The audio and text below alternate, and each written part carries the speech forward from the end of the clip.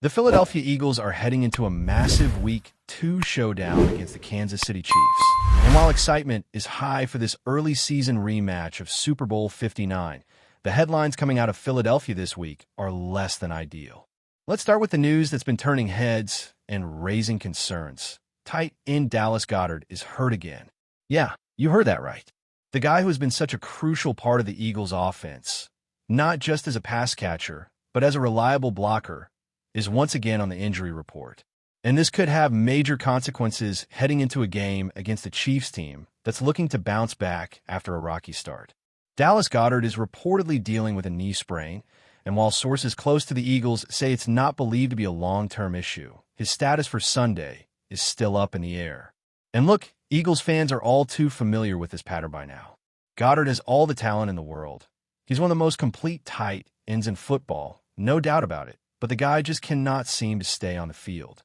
Since being drafted in the second round back in 2018, the injury list has kept growing. After a healthy rookie season, he missed one game in 2019. Then came the cascade. 5 games missed in 2020, 2 more in 2021, 5 in 2022, 3 in 2023, and 7 games last year alone due to hamstring and knee issues. That's 23 missed games since year 2. And that fragility is a huge part of the conversation behind closed doors in Philly. Goedert wanted a contract extension this past offseason, hoping to lock things in long-term going into the final year of his deal in 2025. But the Eagles? They weren't having it. Why? Because they can't count on him, as good as he is. And let's be real, he's been historically productive in the playoffs, ranking second in franchise history in postseason receiving yards. Availability matters. You can't be a cornerstone of the offense if you're not on the field when it counts. Let's not forget how dominant he was in Week 1.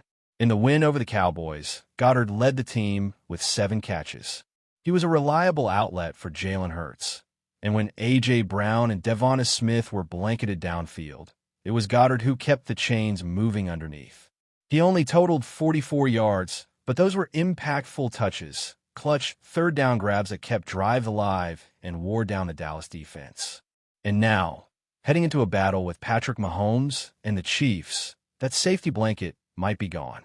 And here's where things get tricky. If Goedert can't go, it's not just about losing a weapon in the passing game. It's about losing a crucial part of the run game, too. Goedert is one of the few tight ends left in the league who can do both at a high level. He can create yards after the catch, but he also lays the groundwork for this power rushing attack with his blocking. That's where the real ripple effect begins. Because behind him on the depth chart, the Eagles don't have another tight end who can block at his level. Grant Calcaterra, for example, continues to struggle with that part of the game, and it's become a real issue in 2 tight end sets. The Eagles love to run from heavy personnel, but without Goedert, those formations become liabilities. This all feeds into the broader conversation about why the Eagles' offense hasn't quite hit its stride yet. There's been a lot of talk on social media and in press conferences about the team running into heavy boxes. Kevin Patullo even commented on it, saying he doesn't think they're seeing many stacked fronts. But watching the tape tells a different story. They're running into loaded boxes, and a big reason why those runs aren't breaking off like they used to, the absence of consistent, effective blocking from the tight ends. That starts with Goedert's availability, or lack thereof. And while we're on the subject of underwhelming performances from Week 1, let's talk about A.J. Brown. 1 target, 1 catch, 8 yards. That's it. For a guy who's been one of the most explosive and consistent receivers in the entire league since arriving in Philadelphia. That was weird. But there's a reason behind it. And A.J. Brown himself set the record straight in a recent podcast appearance. He said he wasn't hurt, he wasn't being used as a decoy, and he wasn't in the doghouse. The Cowboys just played zone all night long and bracketed him the entire game. He didn't get a single snap against man coverage, and that makes separation difficult for even the best wide receivers in the league. According to A.J., that was just the game plan, and the Eagles found other ways to move the ball and win the game. That might not satisfy everyone, especially fantasy football managers, but makes sense. Sometimes it's not that deep. Sometimes a defense schemes to take your top threat away, and the offense adapts. And in this case, they got the win. That's what matters. Nick Sirianni even addressed this with the team, saying there are going to be games where certain players shine and others where they don't. The only constant that matters is the result on the scoreboard. Now, that didn't stop the national media from weighing in. Colin Cowherd, on The Herd, went off on this situation and floated the idea that the Eagles could, get this, trade A.J. Brown. His logic? Brown wasn't involved in Week 1, and his targets have dipped in recent games. Cowherd even suggested a possible destination, the New England Patriots. Let's be clear, that's not just a bad take, it's an absolutely absurd take. A.J. Brown has been an All-Pro every single year since he put on an Eagles jersey. He's gone over 1,000 yards in every season with the team, and he's been a dominant force in both the regular season and the playoffs. In the Super Bowl, he made a massive impact, including a crucial touchdown and another deep shot that was erased by a phantom penalty. The numbers speak for themselves. Since acquiring A.J. Brown, the Eagles are 38-10 when he's on the field. They average nearly 28 points per game with him out there. Without him, they're 2-3, including that brutal playoff loss to the Buccaneers, and their scoring drops to just over 16 points per game. That's a massive difference. Brown's presence changes everything. The way defenses align, the opportunities for the run game, and the confidence of Jalen Hurts. Trading him would not just be foolish, it would be franchise malpractice. So let's put that idea to rest right now. The Eagles are in win-now mode. This team is built to compete for a championship, and A.J. Brown is at the heart of that effort. Howie Roseman knows it, Nick Sirianni knows it, and anyone who watches this team consistently knows it. You do not trade a weapon like that in the prime of his career, especially when your quarterback is already in rhythm with him and the window for a Super Bowl run is wide open. Meanwhile, the Chiefs might be getting some firepower back of their own this week. After initial reports suggested that Xavier Worthy would miss multiple weeks due to a separated shoulder suffered in a collision with Travis Kelce, the second-year speedster has surprisingly returned to practice. He's got a heavy wrap on that shoulder and is wearing a brace, but by all accounts, he's trending toward being available for Sunday's game. That's a huge deal for Kansas City. Without Rashee Rice, who's currently suspended, the Chiefs are thin at wide receiver, and Worthy's speed brings a vertical threat that can stretch any defense. Even if he's not 100%, just the threat of him lining up wide changes how you have to defend this team. And so the table is set.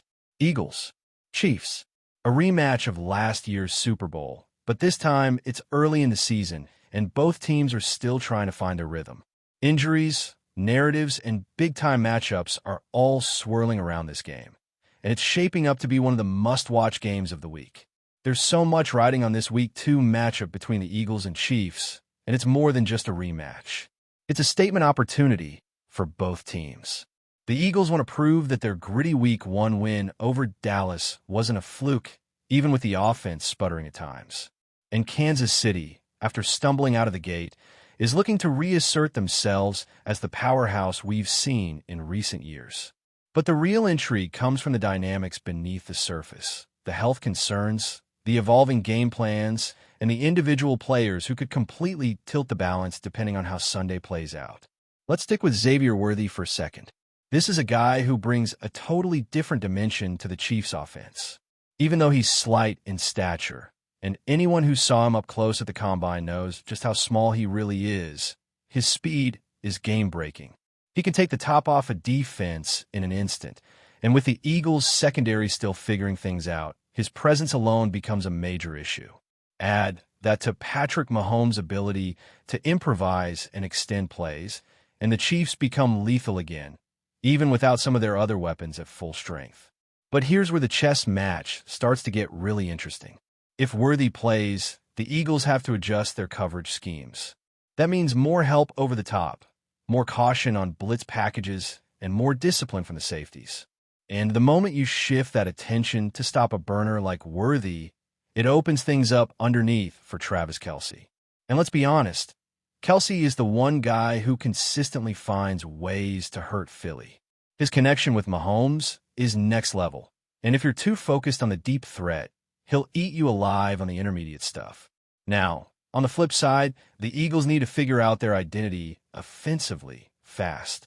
Jalen Hurts had moments in Week 1 where he looked in control, but there were just as many where things felt clunky. And part of that is understandable. The Eagles don't play their starters in the preseason. This has been their approach for a few years now.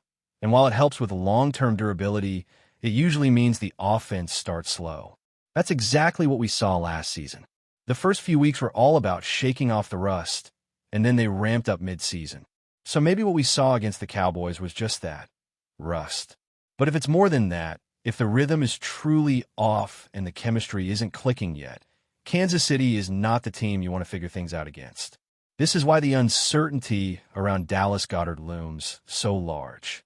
With him, the offense has balance. Without him, you lose that reliable short yardage option, the guy who eats in the middle of the field when the deep threats are locked up. He's the one who makes those 3rd and 5s feel manageable, who helps neutralize aggressive pass rushes by staying in a chip before releasing late into a soft zone. Without him, the responsibility shifts to guys like Jack Stoll or Grant Calcaterra, and with all due respect, those guys are not Dallas Goedert. That changes how Nick Sirianni calls a game. Suddenly, the offense becomes a little more predictable, a little more reliant on A.J. Brown and Devonta Smith to create separation quickly. And if the Chiefs are playing tight, physical coverage, that's going to be a challenge, especially if the offensive line, as good as it is, starts to wear down. Keep in mind, Arrowhead Stadium is one of the loudest, most hostile environments in football. Silent counts, communication breakdowns, false starts. All of that becomes part of the equation. So the margin for error shrinks dramatically. Still, Jalen Hurts has shown that he can rise to the occasion. He's calm under pressure, he takes care of the football, and his leadership is never in doubt. What we need to see this Sunday is that extra gear, that aggressiveness, that edge.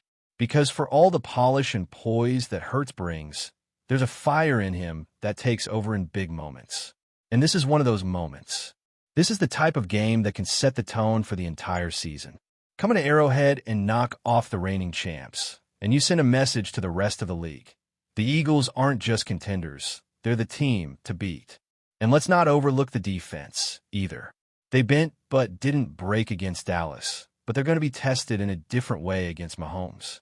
There's no quarterback in the league better at extending plays, and the Eagles' pass rush needs to be disciplined. It's not just about getting to Mahomes. It's about containing him, forcing him to stay inside the pocket, and limiting those off-script plays where he turns a broken-down moment into a highlight. That means sound gap integrity from the defensive line and smart angles from the linebackers. One missed assignment, and Mahomes will make you pay. Also worth watching is how the Eagles rotate their corners and safeties. With the threat of Worthy, you're going to see more zone coverage, maybe some deeper shells to prevent the big play. But that puts more pressure on the front 7 to stop the run and collapse the pocket before Mahomes can pick apart the underneath zones. Guys like Jordan Davis and Jalen Carter will be critical, not just for their pass rush, but for occupying space and allowing the linebackers to flow freely. If they can do that, it keeps the Chiefs one-dimensional, and that's your best shot at slowing them down. On special teams, both squads are solid, but in a tight game like this, field position becomes crucial. The punters, the kick return coverage, even the kickers themselves, one mistake or one clutch moment could swing the outcome. And we've seen these games come down to a single possession more times than we can count. You want every phase of your team locked in. Before we continue, don't forget to subscribe to our channel and give this video a like. Your support helps us keep delivering the latest updates on our Philadelphia Eagles. And don't be shy. Share your thoughts on the news in the comments below. The city of Philadelphia is buzzing with excitement, and whispers are turning into full-blown roars.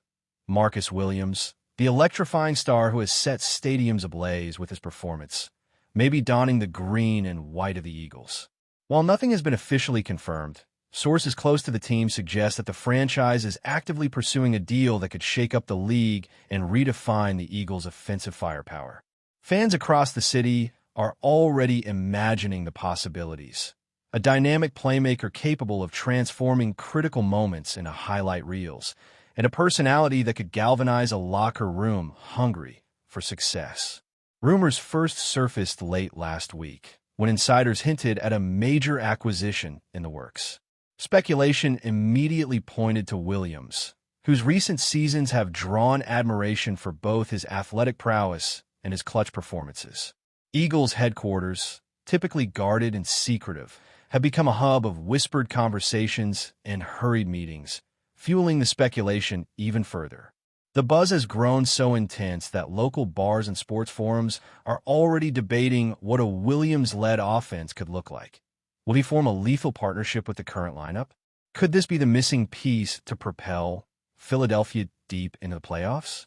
Social media has exploded with fans creating mock jerseys and highlight compilations, and merchandise shops are reporting inquiries before a single announcement has been made.